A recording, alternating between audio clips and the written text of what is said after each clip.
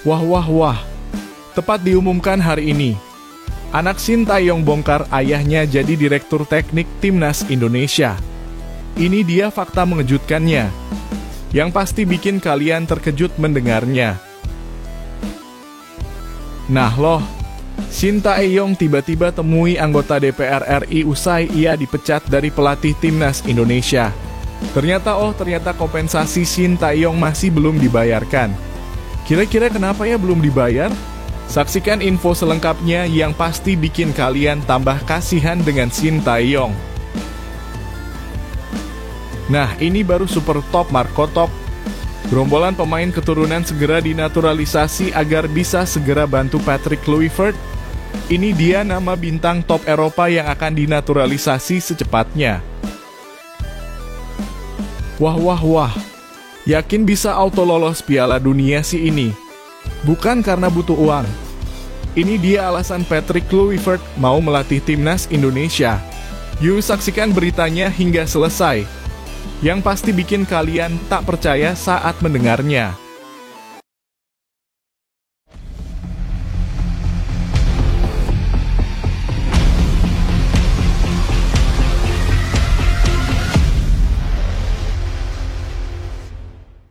Mohon subscribe channel Timnasku Indonesia agar tidak ketinggalan informasi Timnas Indonesia. Anak Sintayong bongkar ayahnya diangkat jadi Direktur Teknik Timnas Indonesia. Kabar mengejutkan kembali menggemparkan dunia sepak bola Indonesia. Setelah resmi diberhentikan dari jabatannya sebagai pelatih Tim Nasional Indonesia oleh PSSI pada 6 Januari 2025, nama Sintayong kembali ramai diperbincangkan. Kali ini desas-desus beredar bahwa pelatih asal Korea Selatan tersebut telah diangkat menjadi Direktur Teknik Timnas Indonesia.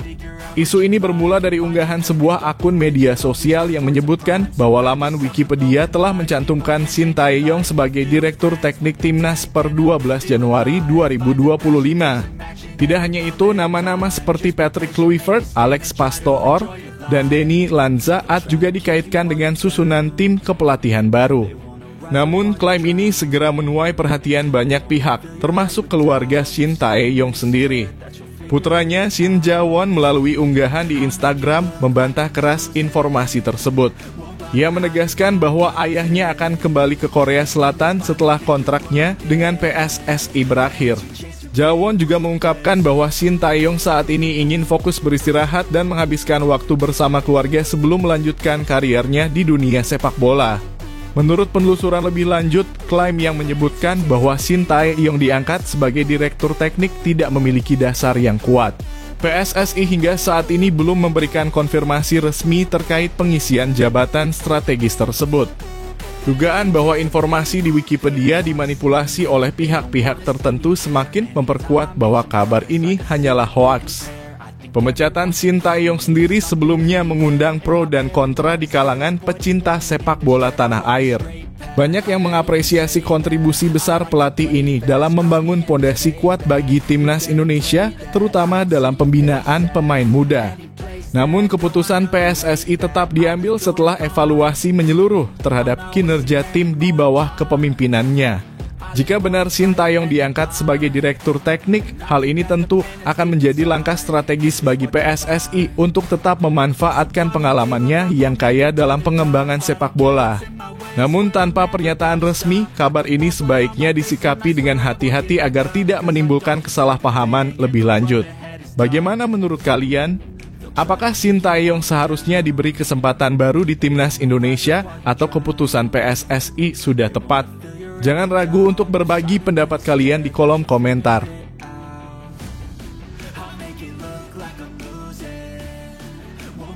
Harapan Menpora untuk Patrick Kluivert. Penunjukan Patrick Kluivert sebagai pelatih baru Timnas Indonesia membawa gelombang harapan besar tidak hanya dari pencinta sepak bola tanah air, tetapi juga dari Menteri Pemuda dan Olahraga (Menpora) Dito Aryo Tejo. Dalam pernyataannya pada Rabu 15 Januari 2025, Dito menyampaikan optimisme terhadap kemampuan Kluivert dalam membawa Timnas Indonesia ke level yang lebih tinggi. Semoga kedatangan pelatih baru ini bisa membawa progres lebih baik lagi untuk tim nasional Indonesia, ujar Dito. Salah satu hal yang menjadi sorotan adalah antusiasme Kluivert terhadap pengembangan sepak bola Indonesia, khususnya dari tingkat bawah. Pelatih asal Belanda ini telah menunjukkan komitmen awalnya dengan langsung mengunjungi latihan timnas U20 yang diasuh oleh Indra Syafri di Stadion Madia, Senayan. Kehadiran Kluivert diterima dengan baik oleh tim kepelatihan U20, menandakan sinergi yang positif dalam pembinaan pemain muda. Dito menambahkan bahwa Kluivert bersama tim kepelatihannya berencana untuk melakukan scouting talenta ke berbagai daerah di Indonesia pada bulan Februari mendatang. Langkah ini menjadi bagian dari strategi jangka panjang untuk menemukan bakat-bakat terbaik yang dapat memperkuat skuad Garuda di masa depan.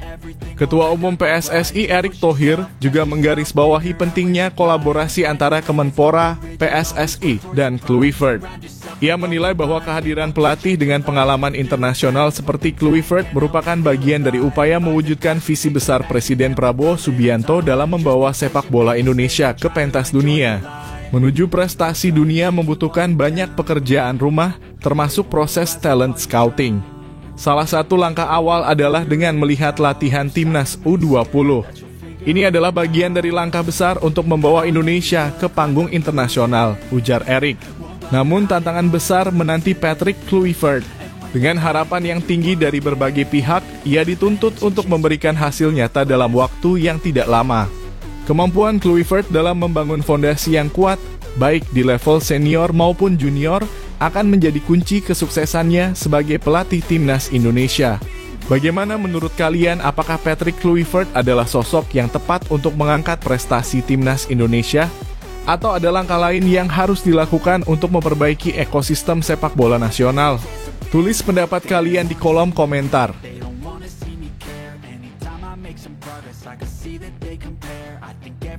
Teka-teki alasan Shin Tae-yong masih di Indonesia.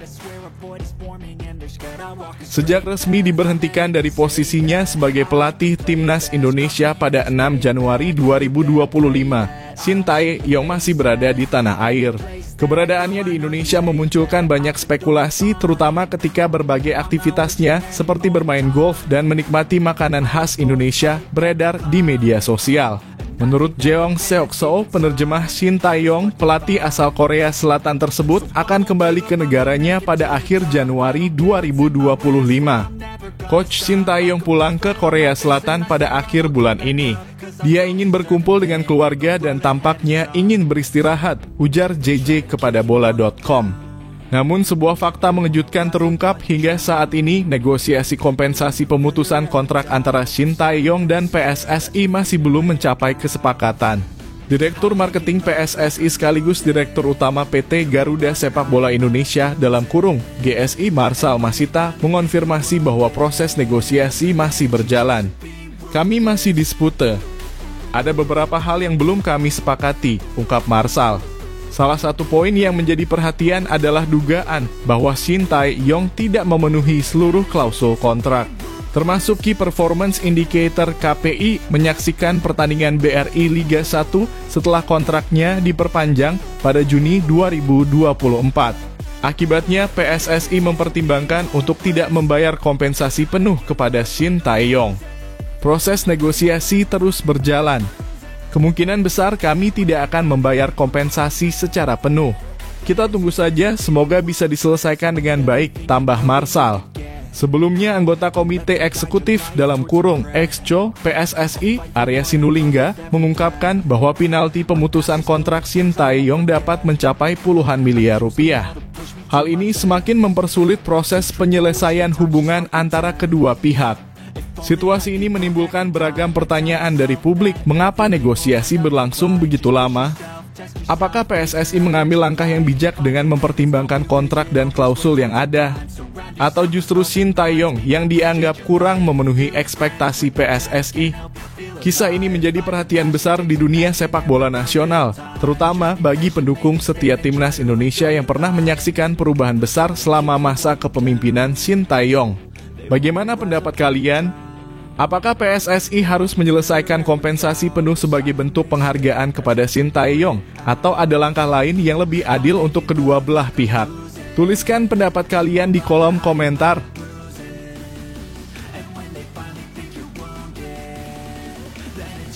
Kesuksesan asisten pelatih Timnas Indonesia yang baru. Timnas Indonesia memulai babak baru di bawah kepemimpinan pelatih kepala Patrick Kluivert pada tahun 2025. Kehadiran Kluivert tak datang sendiri, ia didampingi oleh dua asisten pelatih asal Belanda, yakni Denny Lanzaat dan Alex Pastoor.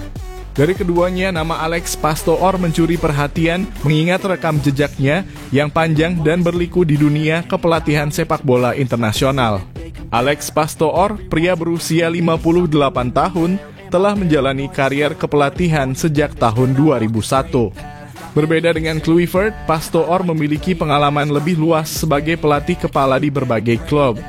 Perjalanan kariernya dimulai dengan menangani tim junior AZ Alkmaar sebelum kemudian dipercaya melatih tim amatir AFC 34 selama 3 tahun masa jabatan terlamanya sejauh ini. Karier Pastoor melesat ketika ia menjadi asisten pelatih di SC Heerenveen dari 2006 hingga 2008. Di sini, ia mulai dikenal sebagai sosok strategis yang piawai meramu taktik. Namun, karier Pastoor sebagai pelatih kepala dimulai di Excelsior pada 2009. Dalam 2 tahun masa kepemimpinannya, ia berhasil membawa tim tersebut tampil kompetitif di Liga Belanda, membuka jalan baginya untuk melatih klub yang lebih besar, NEC Nijmegen. Meski perjalanan di NEC berakhir kurang manis, Pastoor terus mendapatkan kepercayaan melatih klub-klub di Eropa, seperti Slavia Praha dan Sparta Rotterdam, hingga akhirnya mengukir sejarah bersama Almere City. Di bawah kepemimpinannya, Almere City sukses meraih promosi ke Eredivisie Belanda pada musim 2022-2023, sebuah pencapaian monumental bagi klub tersebut. Kini Alex Pastoor bergabung dengan Timnas Indonesia sebagai asisten Patrick Kluivert. Meski berstatus asisten, peran Pastoor sangat strategis mengingat pengalamannya dalam membangun tim dari dasar dan menciptakan pola permainan yang solid. Kehadirannya diharapkan membawa dampak positif, terutama dalam membimbing para pemain muda berbakat yang dimiliki Indonesia. Dengan pengalaman panjang dan kemampuan meramu strategi modern, kehadiran Pastoor membawa angin segar bagi harapan masyarakat Indonesia. Tidak berlebihan jika publik mulai membayangkan skenario terbaik Timnas Indonesia lolos ke Piala Dunia. Jika Pastoor mampu mereplikasi kesuksesannya di Almere City, maka bukan hal mustahil Indonesia akan tampil percaya diri di kualifikasi Piala Dunia dan mencetak sejarah baru. Namun, perjalanan ini tentu bukan tanpa tantangan. Selain menghadapi lawan-lawan berat di Asia, Pastoor dan Kluivert juga harus menghadapi ekspektasi tinggi dari publik Indonesia. Butuh kerja keras, konsistensi, dan dukungan penuh dari PSSI untuk mewujudkan mimpi besar ini. Bagi para pecinta sepak bola Indonesia, kehadiran Pastoor membuka peluang baru bagi kemajuan timnas. Pengalaman panjangnya bisa menjadi kunci untuk mengembangkan strategi permainan yang lebih modern dan efektif. Bagaimana menurut Anda? Apakah Alex Pastoor dan Patrick Kluivert mampu membawa timnas Indonesia ke Piala Dunia? Berikan pendapat Anda di kolom komentar.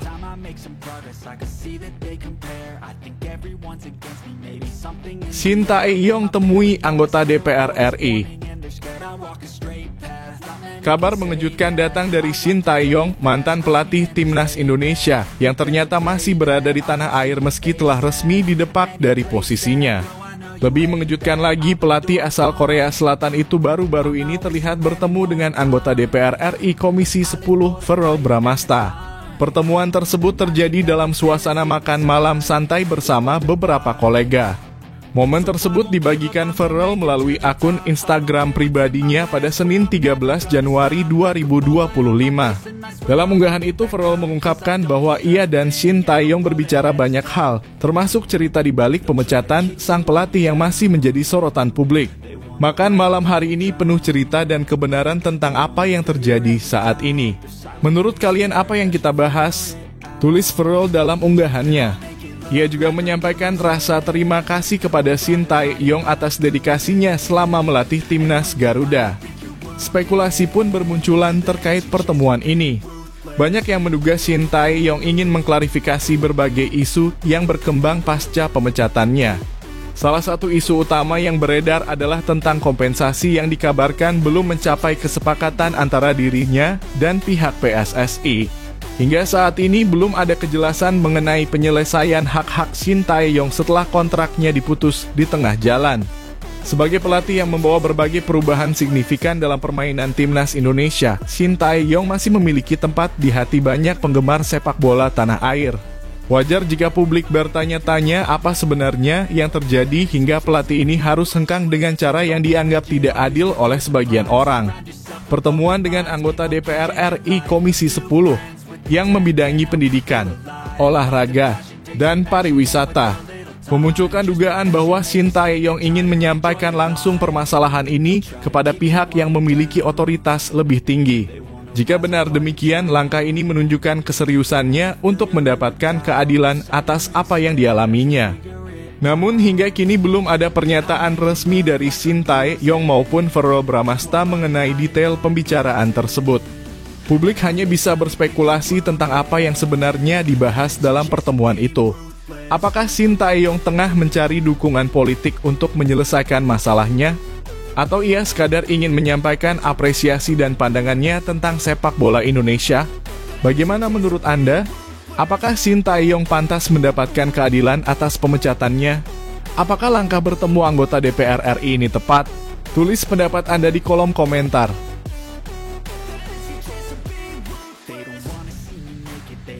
Pemain keturunan berbondong-bondong ingin gabung timnas Indonesia. Kehadiran Patrick Kluivert sebagai pelatih timnas Indonesia membuka babak baru dalam perjalanan sepak bola nasional. Sosok legenda Belanda ini diharapkan mampu menjadi magnet bagi para pemain keturunan berdarah Indonesia untuk bergabung dan dinaturalisasi demi memperkuat tim Garuda. Seperti diketahui, Belanda adalah rumah bagi banyak pemain berdarah Indonesia hasil dari sejarah panjang hubungan kedua negara. Dengan pengalaman dan nama besar Patrick Kluivert, peluang merekrut pemain keturunan menjadi lebih terbuka. Tidak sedikit yang percaya bahwa ajakan dari seorang Kluivert akan sulit ditolak oleh para talenta yang memiliki ikatan darah dengan Indonesia. Ketua Umum PSSI Erick Thohir pun mengungkapkan optimismenya. Meski begitu, ia menegaskan bahwa proses naturalisasi memerlukan waktu dan dukungan dari berbagai pihak. Dalam konferensi pers di Gedung Kemenpora pada Senin 13 Januari 2025, Erick meminta masyarakat bersabar menunggu hasil proses yang sedang berjalan. Untuk naturalisasi, kita tunggu saja prosesnya. Karena ini kan semua proses, ujar Erick Thohir. Hingga saat ini beberapa nama telah mencuri perhatian. Ole Romani, striker berbakat asal Belanda yang sedang dalam tahap akhir proses naturalisasi, disebut-sebut sebagai salah satu kekuatan baru timnas. Selain itu, dua pemain proyeksi U20 yakni Dion Marks dan Tim Kuipers juga dikabarkan siap menjadi bagian dari skuad Garuda. Yang tak kalah menarik adalah kabar terkait Jairo Riedewald, bek serba bisa yang memiliki pengalaman bermain di Liga Top Eropa. Menurut laporan, Jairo telah menjalin komunikasi dengan Patrick Kluivert untuk membahas kemungkinan membela timnas Indonesia. Dukungan terhadap langkah naturalisasi ini tidak hanya datang dari PSSI, tetapi juga dari pemerintah. Erick Thohir mengungkapkan bahwa Presiden Prabowo Subianto melalui Menpora telah menyatakan komitmennya untuk mendukung pengembangan sepak bola Indonesia agar semakin diakui di kancah internasional. Bahkan Pak Presiden sangat menjunjung tinggi bagaimana bangsa kita bisa dipandang di dunia. Karena bangsa kita besar, tambah Erick. Jika proses ini berhasil, naturalisasi pemain keturunan tidak hanya memperkuat kualitas tim secara teknis, tetapi juga menjadi simbol kebanggaan nasional. Namun ada pula yang berpendapat bahwa naturalisasi harus dilakukan dengan bijak tanpa mengorbankan peluang pemain lokal untuk berkembang. Bagaimana pendapat Anda tentang fenomena ini? Apakah naturalisasi pemain keturunan adalah langkah yang tepat untuk membawa timnas Indonesia ke level yang lebih tinggi? Atau apakah ada cara lain yang lebih baik untuk membangun sepak bola nasional? Tulis pendapat Anda di kolom komentar.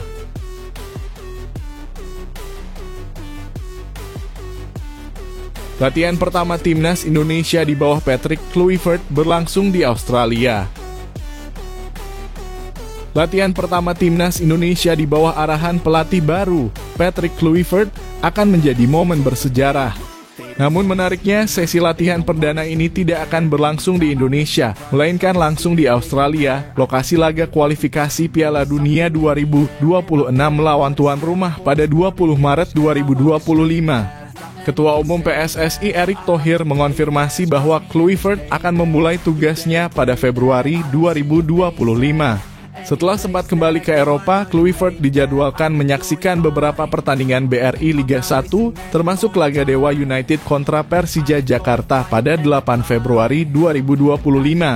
Dalam pertandingan ini, beberapa pemain andalan timnas seperti Egy Maulana Fikri, Ricky Kambuaya, Rizky Ridho, Witan Sulaiman, dan Muhammad Ferrari akan tampil. Namun waktu persiapan yang sangat singkat menjadi tantangan besar.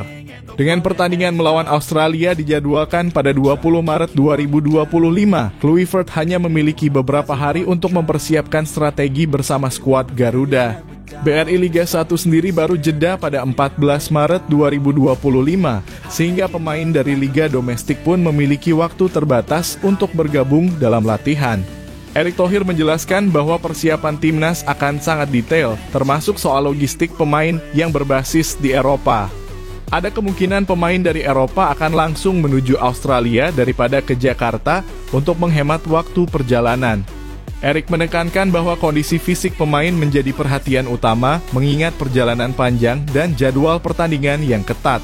Latihan perdana timnas Indonesia pasti di Australia karena kita langsung bermain di sana, ujar Erick Thohir. Melihat jadwal yang mepet, timnas harus memanfaatkan setiap menit secara maksimal. Tantangan melawan Australia di Stadion Sepak Bola Sydney bukan hanya soal fisik, tetapi juga adaptasi taktik di bawah pelatih baru. Patrick Kluivert dengan pengalamannya di Eropa diharapkan mampu membawa pendekatan modern untuk memperkuat permainan tim Garuda. Selain itu, setelah laga melawan Australia, Indonesia juga akan menjamu Bahrain pada 25 Maret 2025 di Stadion Utama Gelora Bung Karno, Jakarta.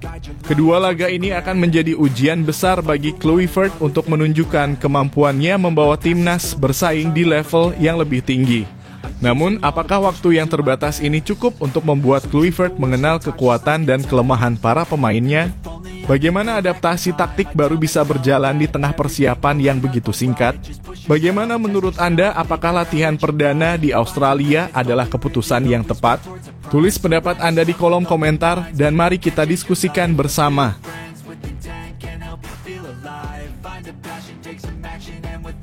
Patrick Kluivert belak-belakan alasan mau latih timnas Indonesia. Patrick Kluivert, ex-striker Barcelona sekaligus legenda sepak bola Belanda, telah resmi ditunjuk sebagai pelatih timnas Indonesia. Namun keputusan ini bukan semata karena ia membutuhkan pekerjaan atau uang, melainkan ada alasan yang jauh lebih mendalam dan mengejutkan.